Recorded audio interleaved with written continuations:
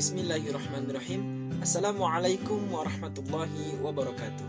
Kembali lagi bersama saya Muhammad Fauzan, NIM 19329105 pada mata kuliah Administrasi dan Supervisi Pendidikan. Nah, pada tugas kali ini kembali lagi saya mereview serta mempresentasikan secara sederhana terkait video pembelajaran yang dikirim oleh dosen saya, Bapak Dr. Hanif Al-Qadri, tempo hari lalu. Bagaimana videonya? Ini dia. Assalamualaikum warahmatullahi wabarakatuh. Teman-teman mahasiswa semuanya, saya Dr. Hanif Al-Qadri kembali bersama saudara dalam mata kuliah Administrasi dan Supervisi.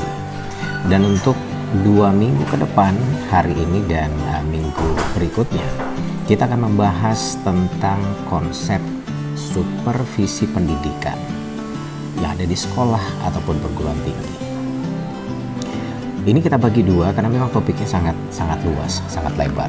Di minggu ini kita akan coba lihat mulai dari konsep dasar supervisi pendidikan, apakah itu pengertian, rasionalnya, tujuan, dan fungsi dari administrasi dari supervisi pendidikan maksudnya. Dan yang kedua kita juga akan melihat lebih jauh tentang berbagai prinsip dari supervisi pendidikan, dan terakhir soal peranan dari supervisi pendidikan. Berdasarkan video pembelajaran tadi, dapat kita ambil beberapa poin-poin kesimpulan pembelajaran di materi kali ini, yaitu terkait konsep supervisi pendidikan di sekolah. Nah, yang pertama itu ada pengertian supervisi pendidikan. Supervisi terdiri dari 2 kata, yaitu super yang berarti segala sesuatu yang nilainya melebihi kapasitas normal, dan vision, yaitu pandangan ke depan.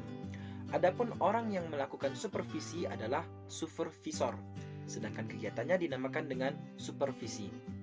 Supervisi ini sendiri adalah proses usaha yang tujuannya untuk menstimulasi, melakukan koordinasi, melakukan bimbingan secara kontinu terhadap pertumbuhan para guru yang ada di sekolah, baik secara individu maupun kelompok, sehingga mereka bisa lebih efektif dalam melakukan fungsi pendidikan. Selanjutnya, yang kedua itu tujuan supervisi pendidikan. Memberikan layanan dan bantuan untuk meningkatkan kapasitas, kualitas, dan kemampuan mengajar guru di kelas. Ini merupakan fokusnya memang kepada guru terkait perbaikan layanan. Tujuan utama supervisi adalah untuk melakukan pembinaan dan membantu guru mengembangkan diri untuk mewujudkan tugas-tugas mereka. Domain atau salah satu yang menjadi sasaran menurut beberapa pakar terkait supervisi pendidikan ini adalah: yang pertama, mengembangkan kurikulum yang sedang dilaksanakan oleh sekolah. Yang kedua, mencoba meningkatkan proses pembelajaran di sekolah. Dan yang ketiga, mengembangkan seluruh staf yang ada di sekolah. Maksudnya di sini adalah guru. Berikutnya yang ketiga, ada prinsip supervisi pendidikan.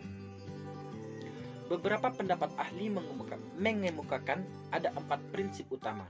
Yang pertama itu ada scientific, yaitu prinsip ilmiah realistik, empirik, dan data sesuai dengan yang sebenarnya. Yang kedua ada demokrasi, yaitu dilakukan kepada semua orang yang sifatnya sama karena memiliki hak pelayanan yang sama. Dan yang ketiga ada kerjasama, terutama supervisor dan tenaga-tenaga yang ada di supervisi, termasuk di sekolah. Yang keempat ada konstruksi dan kreatif, yaitu membangun dan mengendalikan sesuatu menjadi lebih baik agar persoalan yang dihadapi guru bisa teratasi dan terampil menjadi pendidik yang diterima oleh peserta didik di sekolah. Yang keempat itu ada fungsi dari supervisi pendidikan.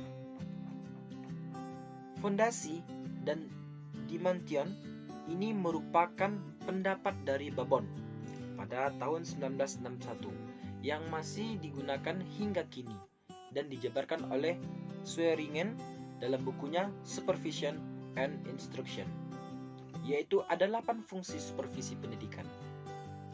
Yang pertama itu mengkoordinasi semua usaha sekolah. Yang kedua, melengkapi kepemimpinan sekolah. Yang ketiga, memperluas pengalaman-pengalaman guru. Yang keempat, menstimulasi usaha-usaha yang kreatif. Yang kelima, memberikan fasilitas dan penilaian yang terus-menerus. Yang keenam, menganalisis situasi belajar mengajar. Yang ketujuh, memberikan pengetahuan dan keterampilan kepada setiap anggota staf.